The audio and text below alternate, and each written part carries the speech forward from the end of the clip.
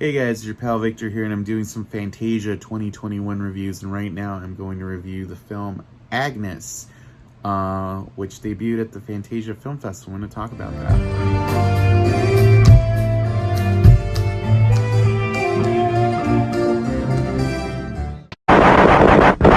So I just watched the film Agnes, which is a horror movie that deals with possession, which I usually am into, and has strong nunsploitation elements, which I'm also usually into. My thing with this movie is director Mickey Reece kind of made two movies, and they kind of don't really join up. It has kind of like a No Country for Old Men kind of vibe going on. And basically it follows the first half of the movie follows this convent. They're having dinner, and one of the nuns suddenly starts speaking out of turn, cussing and everything. Stuff starts flying around, like, oh, she's possessed, and her name is Agnes. And then the issue here is, it does a title freeze where it says Agnes, but it's actually focusing on a different nun named Mary. So you realize the first half of this movie, there's like, a priest who's trying really hard to kind of like, secure his place in like the Catholic order. He has another priest who's helping him, and it's not really working out for him. Like, he thinks he's like exorcised a demon, and it does not.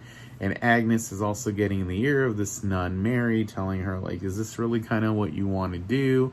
And they bring in a TV priest, who's kind of a lot like Walton Goggins' character in the Righteous Gemstones on HBO, to kind of exorcise this girl. And it doesn't work again, and it ends up running Mary off from the convent, and that's kind of the end of that story. And then we follow Mary in her day-to-day life afterwards, and it's sort of like this like character journey. Like, this girl, she like leaves the convent, and then some of her sisters, which one of them is Rachel True from The Craft and Greg Araki's Nowhere. It's kind of cool to see her in this, and again, she doesn't really age. You try to bring her back in, but she's working at a grocery store and sort of trying to find her way. But it might be that she's possessed, because that girl was in her ear, and it sort of follows her around, like, and then it sort of ends. And it's weird. It's a weird movie. I mean, there's parts I dig. I wish the second half was like a movie on its own, and maybe we'd get like flashbacks from the first part in here, but like it ends up feeling kind of like a Saint Maud sort of movie.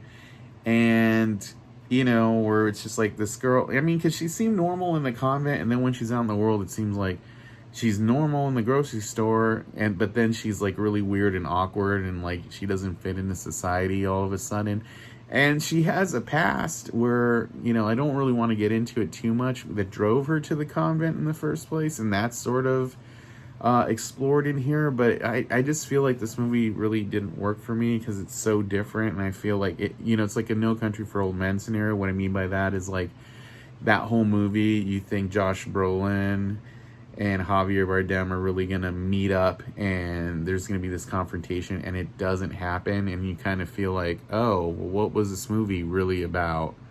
And that's the kind of vibe you get to it. I mean, life is nihilistic, and not everything works out as it seems, and that's kind of the message of that movie, and it's the message of this movie too. So take that as you will. I mean, I think it's worth a watch if you ever get to see it at like a film festival, or it's on streaming and you're looking for something possessy with nuns. But those are my thoughts. Check them out. I would probably give this movie like 2.5 stars, maybe 3, 2.75.